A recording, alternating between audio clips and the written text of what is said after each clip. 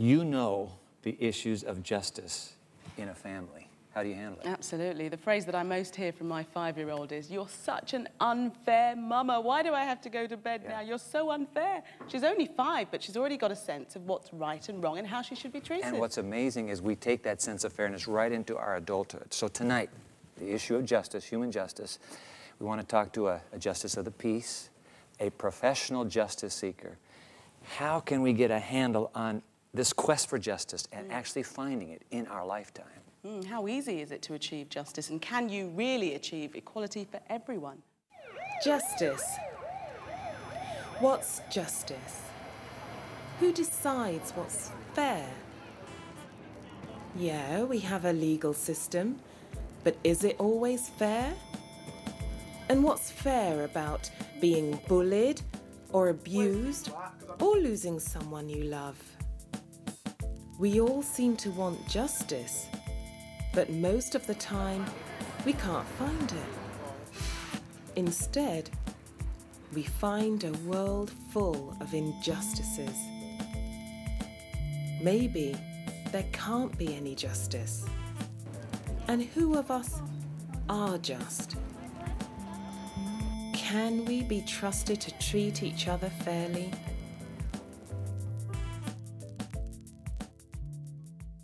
When you think about issues of justice, I can't think of a better person to be sitting at our front table tonight than a justice of the peace. How do you deal with justice as a justice of the peace? Ian Sleeman. Well, you have to sit in a court with fellow magistrates, and you have to decide whatever case comes in front of you. Anybody comes to the court?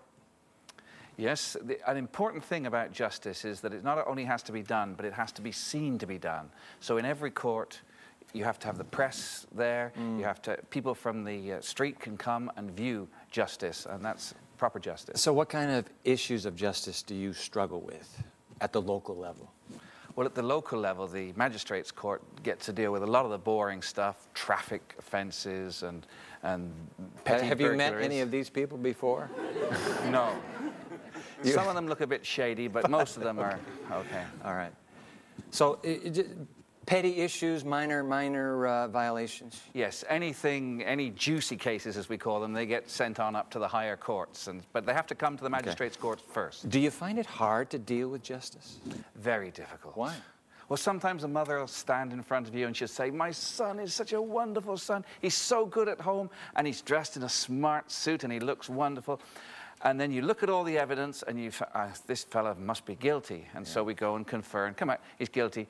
Then we find he's got a long, long string of offences for the similar burglary or whatever, and you realise you got it right. But you don't know that at the time. We hunger for justice, we long for it, and yet we struggle with it when it comes to administering it. It's a very tough decision. It's a very tough decision. Let's keep journeying through that struggle tonight, Gillian. Some music, though, to lift our spirits as we think justice. I'm hoping that I see Ian next time in court. I do a lot of court reporting, so I'll be looking out for you, Ian. Our next song is called Family of Man, and it's going to be performed by Paul Lee from London. Paul, tell us what the song's about. This is a song of justice. It's about unity and love, and something that we can all share together in the family of man. Okay, ladies and gentlemen, Paul Lee.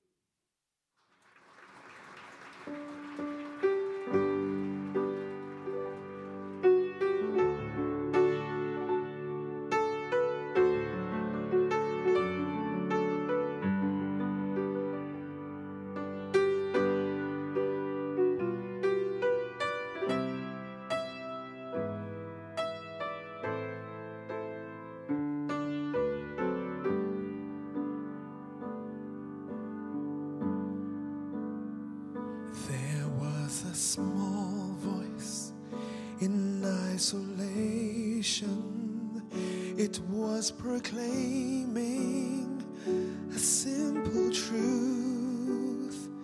It spoke of freedom and understanding and the brotherhood of youth. For we are brothers and we are sisters in the family of man.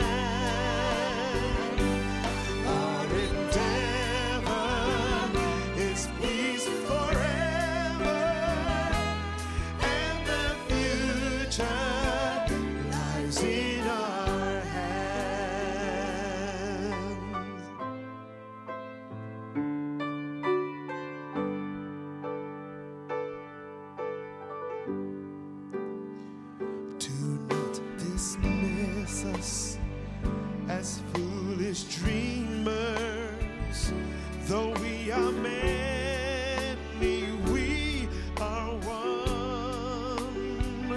Let us discover what divides us, then together we can overcome.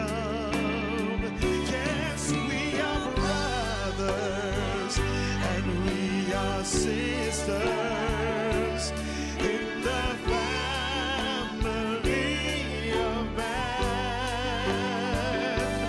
Our endeavor is peace forever, and the future lies in our hands.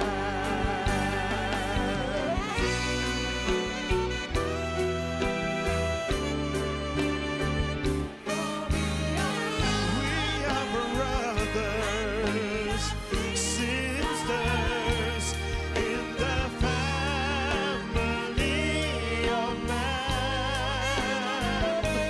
Our endeavor is peace forever, and the future lies in our hands. Lies in our hands.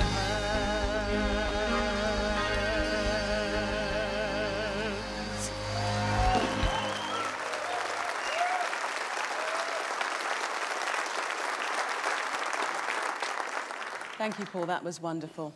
Well, sometimes the injustices that we experience, we feel that they're so great. We complain about many things, that we don't earn enough money, we haven't got a big enough car, we haven't got a big enough house. But what about people who don't have a home, no rights and no voice? Where's their justice? Well, photojournalist Gabriel Torcello has dedicated his time to giving these people a voice. Photography for me is a language, and I've always been interested in this kind of language, which is universal. It allows people to look and to think and to make their own opinion. And in the beginners, I used to work as a commercial photographer, which it was very interesting, but didn't give me much satisfaction. So I was exploring different fields of photography. And then I decided to leave all my work as a commercial. And I decided to live very close with people who suffer injustice. To feel what they feel and to capture the photograph and to let people know about, especially in areas where human rights organizations are not allowed or there is no freedom of the press. Those organizations are not allowed because people suffer, because there is just injustice. There is a shot, a photograph I took in Srinagar in '94, and this man was killed because he broke the curfew. He was tortured. But this man broke the curfew only because he had to use the toilet. This is injustice, of course, because they see only what they want to see. They don't go into the mind and the heart of a person. Very moving images there. Well, injustice seems to be all around us, although in the West we think that we live in a pretty just society. We see injustices at home, at work and in the playground. It is all around us. But what do we really think that justice is?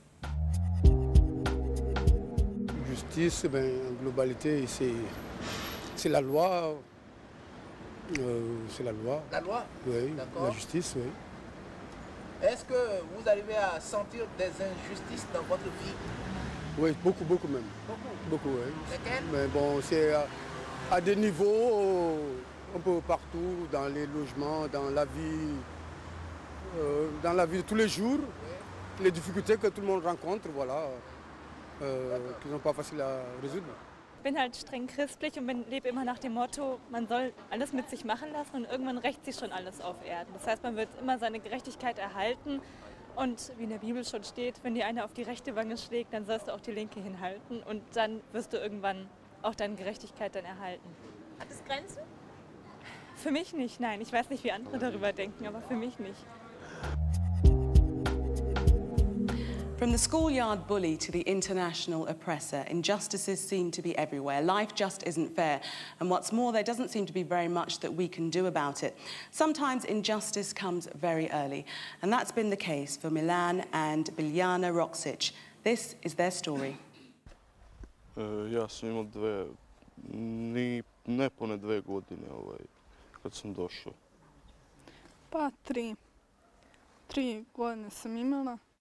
Pa to i nije baš neki doživljaj. Ja sam kao mali došao ovdje i to je ostalo, mislim. Tu imam kao svoju porodicu i imam ljubav svojih roditelja. Ja ih zovem mama i tata, imam i braću kao. I tako da nije baš ostavilo trag. Ovdje naši roditelji nama pružaju ljubav, kao što i svi. Kao što je moj brat rekao, imamo i svoju braću. Nismo sami. Roditelji, oni su bili valjda nešto bolesni, pa nisu mogli da nas drže. I onda su nas dali u dom i tako smo mi došli ovdje.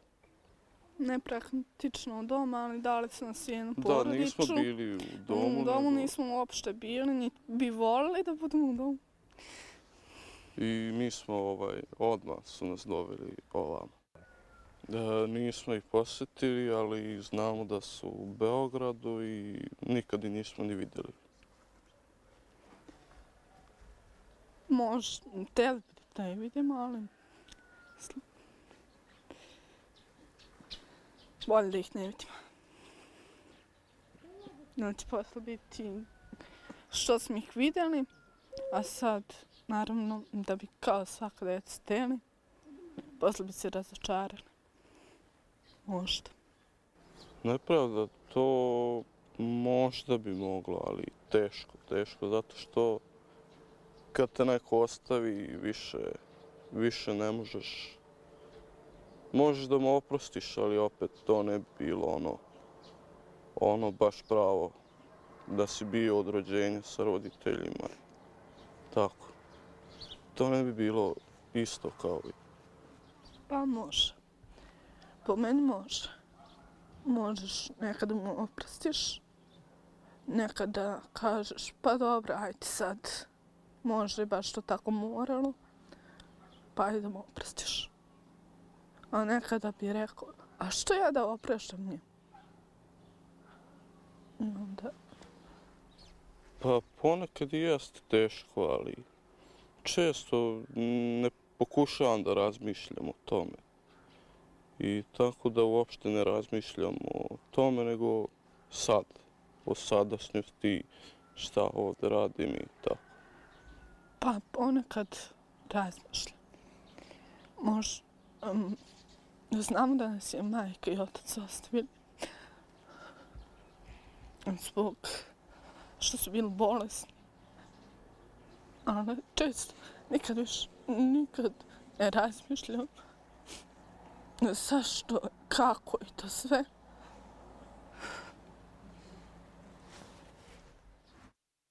What a sad, sad story. I tell you, talking about tugging at your heartstrings. Absolutely. I mean, where's the justice in this? 2 kids in tears without their parents. And constantly having this sense of injustice. Yeah. It's just the reality of life on the planet these days. We're delighted to have with us somebody who is a professional justice seeker. I'm talking about Mark Littleton. Good to have you, Mark, here at The Evidence. You're with Liberty Organization. You champion human rights, civil rights within the UK. Within the UK, yes. Okay. Let me ask you, why is it that justice is so hard to achieve? Well, I think we've got to get down to what justice is. What we're looking for, what we're striving for is a fair procedure and a fair outcome for every single human being. You can't have justice just for half the people or just for 95% of the people. Right. If anybody in this society is denied justice, you can't claim that that's a just society. So given this is something we've got to give to everybody... Then that means there's no just society on earth. I think there isn't a perfectly just society on earth. Having just seen that film, there are some societies that provide justice a lot better than others, but I don't think anyone's got the perfect answer yet. And is everybody's justice the same? Is there any such thing as universal justice? Well, I think justice has got to be universal. I think it's got to apply to every human being, irrespective of gender, irrespective of age, irrespective of faith, racial background and so on. But of course there are differences and there are conflicts. Different cultures and different societies have slightly different attitudes some of the time. And I think that those conflicts need to be resolved, but I think most of them can be. I don't see that there is any real reason why Christians, Muslims, Jews, atheists, agnostics can't actually live side by side in a just society, respecting their differences, but realising everybody needs to be treated fairly too. But how hard is that to achieve this justice across? I think it's extremely difficult, because what we tend to see is when anything goes wrong, whether it's a war, whether it's a particular incident like 9/11, for example, that you tend to find people want to actually deny justice to a certain group of people, whether it's the people who were seen as perpetrating the war, whether it's seen as suspects who might be involved in such atrocities in the future. And so you tend to get recriminations. When bad events happen, the reaction tends to actually be bad for just societies. Do you suppose, Mark, though, that part of the problem is who defines justice? I mean, whose definition are we going to live with? Do we have different definitions depending on where we live, cultures? How's that work? It's extremely difficult, and of course there are different religious cultures certainly that have different approaches to justice, but I don't think it's anything like as difficult as we sometimes kid ourselves, as we're sometimes made to believe. I actually think that there is an awful lot in common between an awful lot of the cultures, and actually if we took the effort just to share our ideas a bit more, to talk more freely and frankly, rather than to live in more closeted communities, we might actually get closer to creating a just world. So we might be hiding behind this facade of, oh, it's just too difficult to even try. I think that's right. It is difficult, it is a challenge, but it's probably one of the most important challenges facing us today. It's got to be. I mean, the stories like what we just saw, we've got to bring an end, if we can, to such injustice. Now, look, we can't all join Liberty. We can't all be lawyers like you. We can't all go to the hot spots of earth. How can I, citizen of the land, bring justice, or at least help preserve it or propagate it? I think that with all, and everybody can do this in their day-to-day lives, I think we've all got to understand each other a little bit more, talk to each other a little bit more, condemn each other a little less, rush to judgment a little less readily. And that's something that people can do in their own neighbourhoods, in their own streets in which they live, to actually make the effort to speak to the people who perhaps are just on the other side of the tracks, not the whole world away, or perhaps people that don't necessarily go to the same church as you all the time, or parents whose kids don't go to the same schools.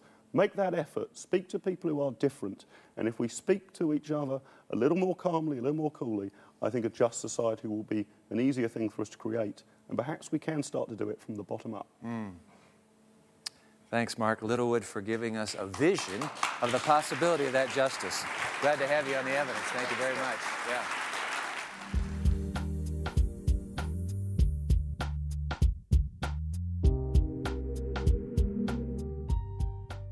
This next song is called Where the World is Heading. It's going to be performed by Miroslav Karoda from Poland.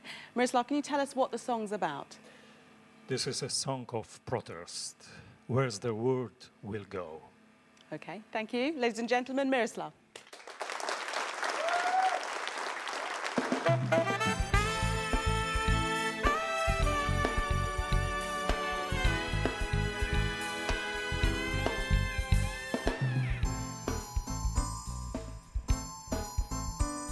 I've seen a flying bird that let go forced to fly. I've seen a forest of burned down trees. I've seen a starving people. I've seen the might of war. What is the world heading for? Who can tell us now where's the world will go? Will it ever slow down? Will it shortly fall? Who will stop our time? Who will prevent our crime? Who will lead us? Who will teach to tell right from wrong? I've seen relentless wars, blood flood in our soil. I've seen the evil released by man. It spoke with human voice and had a human face. It killed our conscience, stole our souls. Where's the world but now, full of human fault? Will it ever slow down? Will it shortly fall? Who will pay the price for our guilty hearts? Will we ever see in the mirror a human face?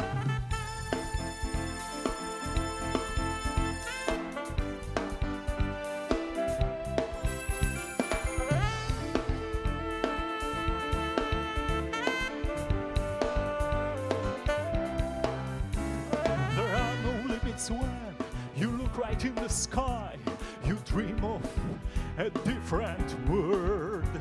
No suffering, no wars, no hatred, no untruth. Lord, please forgive us, forget our deeds. Who can tell us now where's the world will go? Will it ever slow down? Will it shortly fall? Who will stop our time? Who will prevent our crime? Who will lead us? Who will teach to tell right from wrong? Where's the world but now, full of human fault? Will it ever slow down? Will it shortly fall? Who will pay the price for our guilty hearts? Will we ever see in the mirror a human face?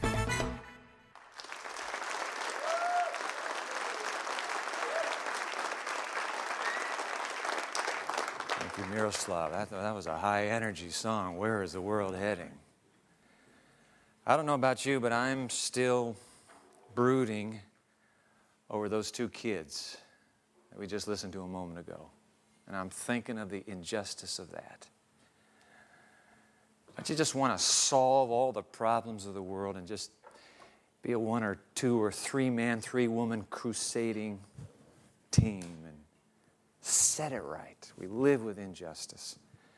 Let me tell you a story. This is a true story. I interviewed her on a television program I have a couple years ago. Her name's Sunny Jacobs. Sunny and her husband, incarcerated, charged, jailed for murder. They pleaded innocent. We didn't do it. We didn't do it. Too bad. The husband, get the picture now. The husband is executed. All right? Gone. 17 years later, previously suppressed evidence comes to light. They had made a mistake. Sunny and her husband are not guilty.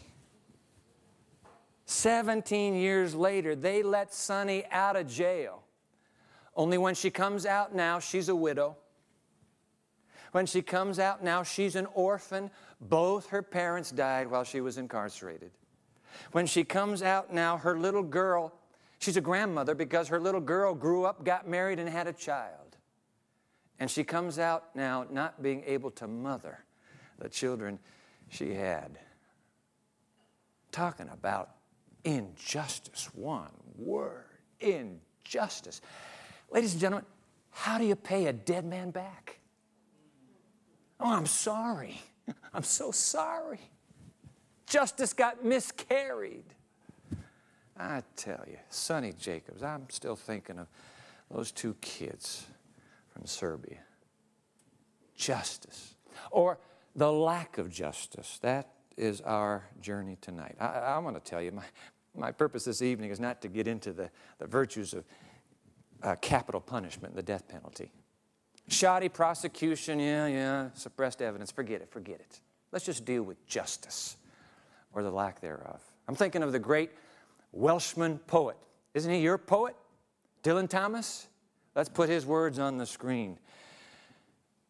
Great is the hand, I like this, great is the hand that holds dominion over man by a scribbled name. Only now we are learning of the scribbled signatures of dictators all over this planet who by the flourish of a pen have sent thousands and thousands to an unjust death. I mean, ladies and gentlemen, injustice, it is what we live with. To be human, I suppose, means we're going to have to confront it. But the great irony, this is what's so amazing. You and I, we can smell injustice a mile away. What we have a hard time agreeing on is justice. Have you noticed? Oh man, we see those two kids, wrong. But what about justice? Because you know there are some cultures where if you steal something, you get a slap on the wrist. Other cultures, they'll cut your wrist off. Now there's a universe of difference between the two. Some cultures, when your husband dies, lady, you get the right to remarry. Other cultures, when your husband dies, lady, you get the right to be buried alive with your husband. Choose your culture carefully. That's my counsel. Yeah, what do we do? Justice. Who's defining justice? Let's put Homer on the screen. Oh, this is back to secondary school days, isn't it? Homer's Iliad. Homer writing, this is the 9th century BC, by the way. Injustice, swift, erect, and unconfined, sweeps the wide earth and tramples over mankind. 9th century BC, 21st century AD, ladies and gentlemen, nothing has changed on this terrestrial ball. Now has it? It has not. You want to talk about justice? How about some subtle shades of injustice? Does this sound unjust to you? Unjust, perhaps? What about a world where people spent, get this, $12,800 US, all right? Where they spend $12,800 a night for a room at the Hotel Meurice in Paris, while millions of others the world over are homeless. $12,800, do you know what? That's what a lot of us pay for a house in a year in our country. Where's the justice in that? You want to talk about a world where somebody will shell out $370,000 for that beautiful Ferrari, and there are 1 billion people on this planet who wonder, do I have anything to put on the bottom of my feet? Where's the justice in that? You want to talk about Toronto just a few years ago. They auctioned off a bottle of German wine, vintage 1735. You know how much that bottle of wine went for? $85,000 down the gullet. 85. Where is the justice in this? Justice. Injustice. Our theme tonight. I was standing in a hospital waiting room. Young man, 23, 24 years old. His name is Chris. He's gone in for exploratory surgery. He's been having some pain in his stomach. The surgeon comes out after the exploratory surgery, gathers his young wife. She's 20, 19. They have a little baby already. Chris's mother is there. And the surgeon pulls down his green mask, and he quietly announces to the group, we found this growth the size of a grapefruit behind Chris's stomach, and I suppose he has 6 to 8 weeks to live. Chris's mother froze. And then at the top of her lungs screamed into my face, where is your blankety blank blank God now? And then bursting into tears, stormed out of the waiting room, and we're all just frozen like this. Because the moment you introduce God into the equation of justice or injustice, you've suddenly shifted, seismically shifted the ground beneath our feet. And yet Immanuel Kant did exactly that. That great German philosopher, do you know what he said? He said he says there is going to have to be a judgment someday. Because there is a God. He said, okay, if there's a God, he is just. And if he is just, in fact, let's put Kant's little bit of logical rumination here. If God is just, there will have to be some final reckoning in another life, because there is no justice in this life. He's right, isn't he? He says, look, if you accept the premise of God and you accept the thought that God would be just, then no matter what happens here, surely there will come a day of reckoning. Somewhere beyond this life, God will have to, if He's just, settle the scores, because it's awfully lopsided tonight, is it not? Now, you know what, ladies and gentlemen? I happen to believe that Immanuel Kant, that brilliant German mind, is right. I believe there is a God, and I believe that He's a just God. But the moment I say just God, then I'm forced to confront the reality of injustice in this world. Hey, what do we do? Well, you know what? I would rather, quite frankly, there be no God at all. If he is not going to pull all these loose frays together and somehow deal with the issue of human injustice, I would just as soon find, thank you, that there be none of you at all in this universe, no God at all. Why have a God? Well, who cares? If He can't deal with the injustice of life, we don't need Him. And quite frankly, I think I might take that other worldview. You know, the worldview of material science that says, hey, because they're able to deal with justice much more easily. They say, well, come on, you know, you got here by accident, you're going to leave by accident. Who cares? Of course there's going to be pain. Of course the equations will never quite tally, but that's just the joy of being stuck in this universe. I would rather have that than to believe that there's a God who could do something, but in the end does nothing to right the score, the awful score. I'm still thinking of those two kids and that girl sobbing and saying, I wonder if my parents would want me still. Whew. Injustice. Having said all that, I need to testify again to you. You've heard me say this a few times. I do believe in God. I do believe that He is a loving God. Now, how do we correlate all of that into some sort of logical understanding? Well, I believe that God wants me to love Him freely. Can I put that on the screen here? Yeah, I believe He wants me to love Him freely. And therefore, follow this little bit of logic. Because He wants me to love Him freely, I am sure that He knows the great sense of aroused anger over injustice. And I am certain that He would want me to say, surely you could do something about this, and you're not going to leave it undealt with, are you? So just out of that free choice, we talked about that moral dimension to love last night, just out of the free choice, somehow I'm thinking, I can't explain how it's all going to work, but I'm thinking that there's going to be justice one day. I don't know how to figure out how God's going to do it. I mean, ladies and gentlemen, may I put this on the screen, the Holocaust? May I put the AIDS babies on the screen? How are you going to score this right? How are you going to put it down? Tally it up in the end. 6 million Jews gone? I'm not a Jew.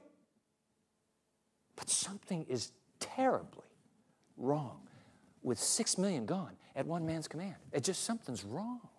Will that ever get settled? Will it ever get righted? Whoa, tonight's subject is ponderous indeed. But again, remember, just because I don't understand something doesn't mean that it's not going to happen or doesn't take place. I don't understand how the earth is on a tilted axis and rotates. Do you? I mean, why is it on a tilted axis? Step up. It's this way. Explain that to me. I don't know. Nobody, well, what can we say? It's just that way. Well, we don't have to understand it to make it reality. That's my point. In that great novel, The Brothers Karamazov, Ivan, the brother, says to his other brother, Aloysia, a monk, very ponderous. He speaks in the Queen's English, and I want to put the quotation on the screen here. Let me make it plain, he says. I believe, like a child, that suffering will be healed and made up for, that all the humiliating absurdity of human contradictions will vanish like a pitiful mirage, like the despicable fabrication of the impotent and infinitely small Euclidean mind of man. It's going over my head. Do you understand that? Me neither, but let's get to the end of it, because I think it gets clear as we get near the end. I believe that in the world's finale, at the moment of eternal harmony, something so precious will come to pass that it will suffice all hearts for the comforting of all resentments, for the atonement of all the crimes of humanity, of all the blood they've shed, that it will make it not only possible to forgive, but to justify all that has happened with men. But though all that may come to pass, I don't accept it. I won't accept it. Phew. Ladies and gentlemen, I do accept it. I do believe that somewhere, sometime, the score will be righted and the wrongs set right. Yeah, I believe that. Otherwise, I can make no sense out of God. I accept this God because he says, look, you're just going to have to believe. You're going to have to take something without all the reasons. Like Blaise Pascal said, I like this line, the heart has reasons that reason can never know. You just don't have to give it. You don't have to be able to logically explain everything in life. There are some reasons that are just there. Hold on to them. God is a just God. So I hold on to it. What reasons do we have for final justice? Well, I'm going to tell you that the reasons, I don't get the reasons from listening to the wind. You have lovely breezes that blow about your countryside here. It doesn't tell me a thing. I look at the flowers, your daffodils are up now. I say, I don't find the reasons there either. I don't find it in nature. I don't find it in the waves down by the cliffs of Dover. The reasons, you know where I get them? From an ancient document. And in that document that I have read, I hear the quiet promise that somehow the pieces are going to fit one day. I read in that document about a bringing to justice of the entire human race. And so for the next few moments, I want to share from that ancient document. Have you guessed the name of the document yet? You're wondering, what would that be? That would be the Holy Scriptures. Let me just read to you a few lines from this. When Jesus of Nazareth was here, he spoke these words. God will reward each person according to what he has done. There's going to be an accounting one day, and everybody gets the reward according to how you lived your life on this planet, all right? Let's put another one up. This would be quoting God. In the book anyway, vengeance is mine, I will repay. That little girl secretly abused by her daddy. Shh, honey, now this is just a little secret between you and me. Don't you ever tell your mother, okay? That little girl that has held that debilitating secret all her life. God says, I know. I will take care of that. Yeah, all those signatories of the dictators. Yeah, I will repay. I will take care of it. Vengeance is mine. I'm talking about this God who over and over in this ancient book says, one day I'm going to bring justice and tie those last frayed strings off for you.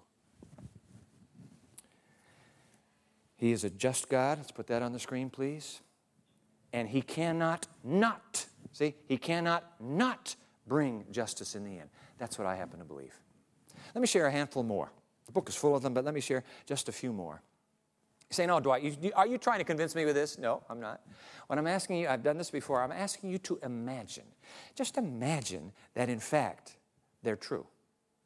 You can suspend judgment, but imagine, what would life be like if, in fact, these declarations were true? So let me put them on the screen for you. Here's another one. For he comes, speaking of God, to judge the earth. He will judge the world in righteousness and the peoples with equity. One day, God will judge the entire human race. Let's put another one up.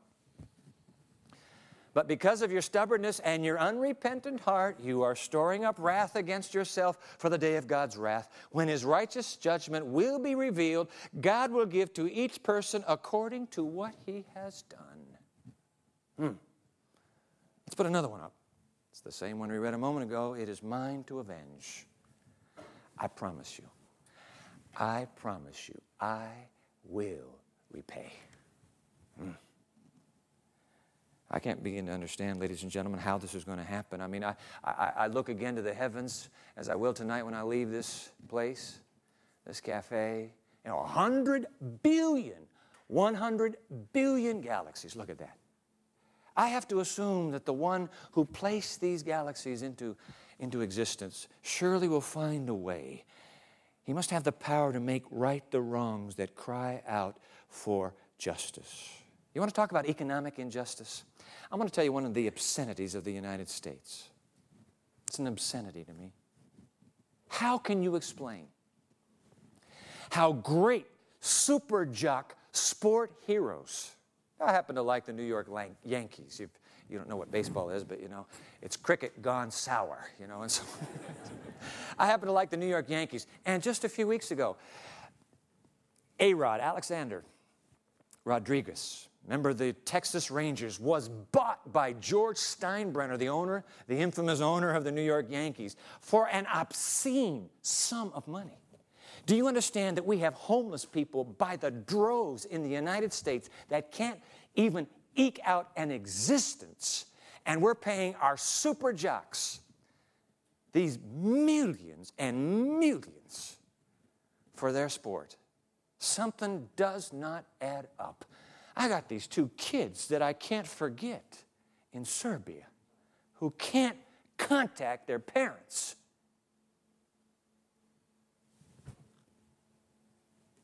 Well, the Bible doesn't leave economic injustice out of the picture. Let's put this is a whoa.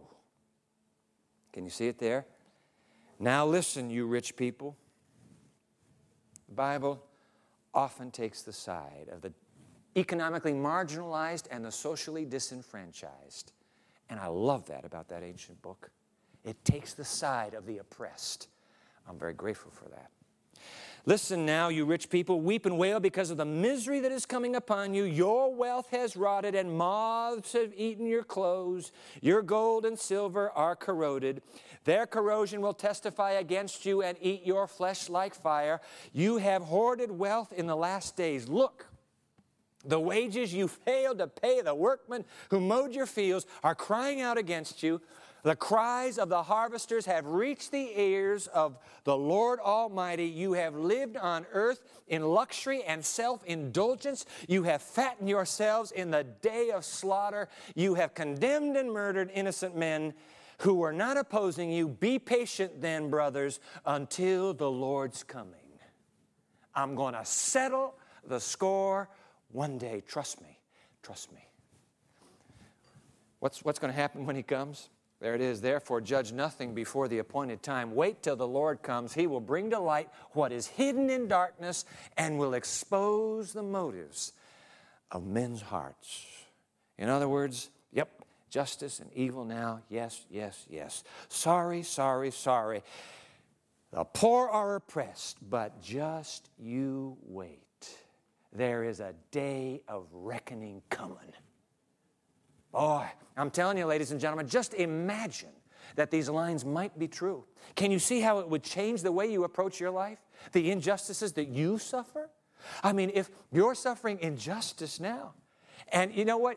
Wherever you turn, there's nobody that's getting you out of this terrible, terrible crisis. But the good news is somebody is going to have the last word. And you may not be able to sit down with a justice of the peace, Ian, like you are. You may not be able to find anybody to resolve your inexplicable crisis. It's okay. There is somebody who says, you wait, just hold on. Don't you give up. Don't you quit. Wait, I'm going to repay. I will settle the score one day. Ladies and gentlemen, that's what I believe. I believe there is a God. I believe He's a loving God. I believe He's a God of justice, and that He will deal with injustice. One more line, let me put this up here. For God will bring every deed into judgment, including every hidden thing, whether it is good or evil. There you have it, my friends. Just a smattering of lines from that ancient document, but enough, I am sure, to show us that just because there is no justice now does not mean that there will not be a full and final accounting of justice one day. With you, I must tell you, I cry out for that. And when I watch that piece, it's still in my heart. When will we settle this terrible score? It's awful. God says, I will repay. To men and women innocent rotting in prison, I will repay. For the tens of thousands of dollars for that lousy bottle of wine, while most people in this world drink from water that you wouldn't even bathe your dog in, I will repay. I will take care of it. For a single brutal leader like Hitler or Pol Pot, Idi Amin, Saddam Hussein, I will repay. I'll take care of it. Trust me. I have the videos. You suppose God has videos? He's probably moved on to DVDs, don't you think? I have the DVDs. I have the evidence. I will repay. Trust me. Trust me. But in the midst of all of this, hip, hip, hooray, there's going to be a judgment one day to restore justice. Whoa, wait a minute. Some of you are already brightly moving to the inescapable next point. And that is, there will not only be judgment for Hitler and Hussein, there will be judgment for me and for you. The record has been kept on everybody. And every name, I think we read that just a moment ago, everyone is come into the judgment one day. And all this clamoring for justice out there, suddenly that finger's saying, wait a minute, Dwight. What about your own secrets? I blush at my secrets. Not my life lived in public. I work very hard to be circumspect and proper, as you are over here. But I have secrets. And I blush at the very thought of those secrets. They're going to be exposed one day. I mean, come on, every thought, every word, every deed, please. You see, we can't have it both ways, ladies and gentlemen. If you want a God of justice, He's going to be just. And that means just for you, not just for them. See? So it is a conundrum. How do we get out of it? Well, somehow we need to deal with this Jesus of Nazareth. I have suggested to you before this moment that I believe He did something for the human race.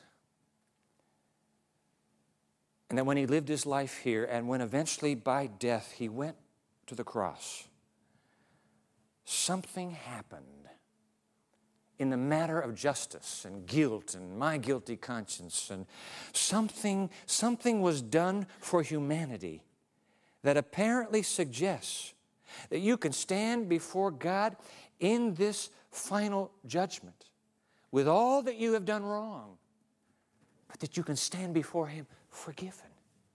Something was done there. I can't explain this. Ladies and gentlemen, what can I tell you? It's just that something happened and that God Himself is saying, I can wash it all away. I got the records, I got the DVDs, but I can wash it all away. But then that introduces, of course, another conundrum, and some of you bright minds are already jumping ahead to that and saying, hey, wait a minute, where is the justice? If He just washes it all away, I mean, is He going to do that to Hitler? Is He going to do that with Saddam Hussein? Just wash it all? I can never let that happen. Well, that's a tension. Because you see, we not only have a God of justice, but I remind you that if the ancient document is correct, we also have a God of mercy, rather. He's not just, He's merciful.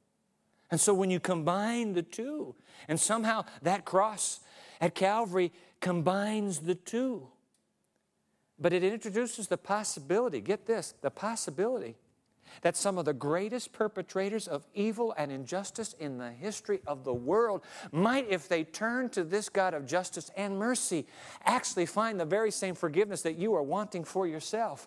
Don't be too stingy with it. If you want it for yourself, allow it for others, even the one who has done that great injustice against you. In fact, until you can forgive that person, you will die a bitter woman, a bitter man. You have to be able to forgive. If you can't forgive, you're stuck.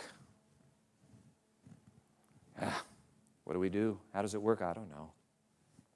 I just believe that God is just, and I believe that He's merciful, and that somehow those two come together. In fact, I saw it happen once. I want to move to my wrap here with this story. Another person I interviewed on our television show, her name Debbie Morris. In fact, let's put Debbie on the screen there. Debbie Morris, real life story. Hollywood made a movie of her story. Have you heard? Did you see the movie Dead Man Walking? Yeah. Starring Sean Penn. Okay, Sean Penn plays this brutal young murderer ravaging through Louisiana. Sean Penn's real life figure and an accomplice of his carjacked, as we call it in our culture and country, hijacked the car that Debbie, a little high school girl with her boyfriend, They're in this car. They grab it. And then they go on a crime spree. Debbie is repeatedly raped by both criminals. Finally, her boyfriend is extricated from the trunk, and in a backwoods area, he is tied up by his feet to a tree, shot in the head, and left for dead. Then they take Debbie, and through a miraculous moment, she flees her captors. They are eventually captured themselves, and they are brought swiftly to justice. And Dead Man Walking is about a Roman Catholic nun who befriends the young man on death row.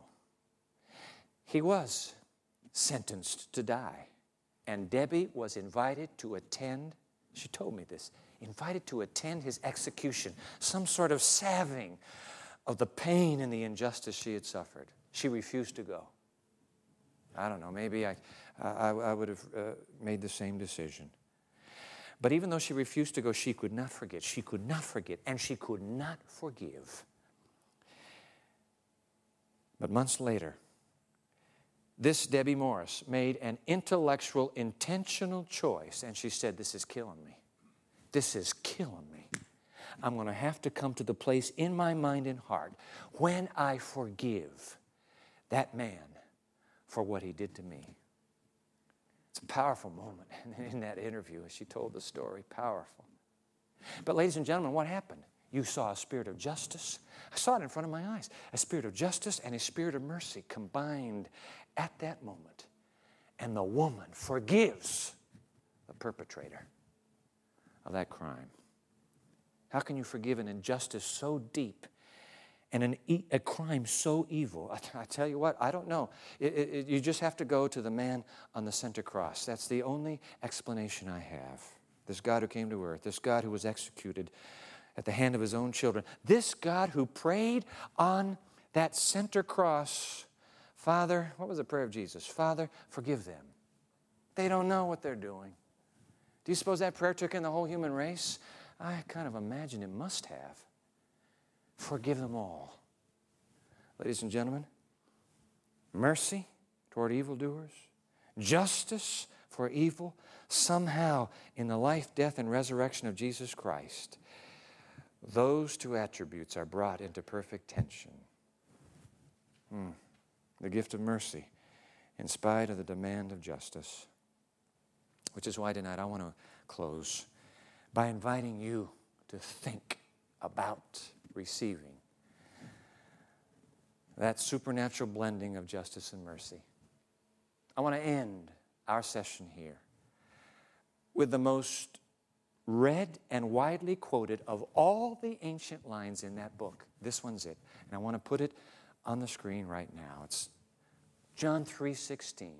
It goes like this: For God so loved the world that he gave his one and only Son, that whoever believes in him shall not perish, but have eternal life. I don't know how it works, but somehow mercy and justice are joined together, and mercy triumphs over justice, just as it did in the heart of Debbie Morris. Apparently, it also happens in the heart of God himself. Mercy triumphs over justice. And so here's my invitation. You know what I wish for you? I wish you would believe in that God.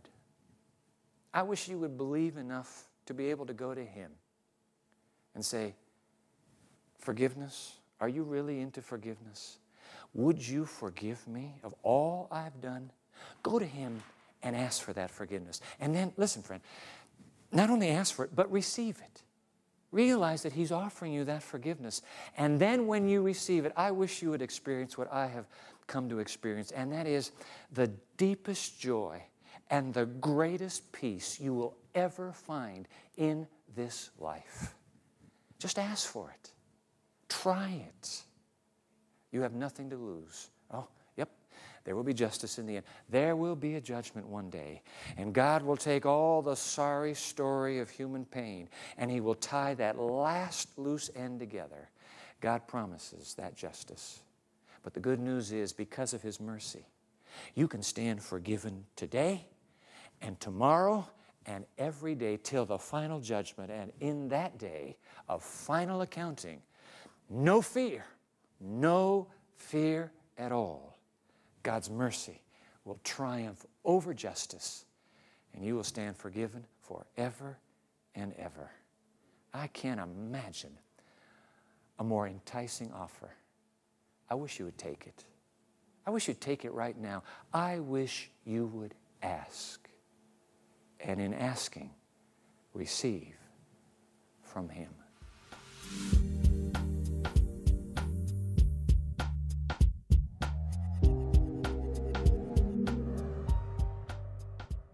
Well, this programme has certainly raised some interesting issues. If you'd like to discuss any of them further, then please feel free to contact us.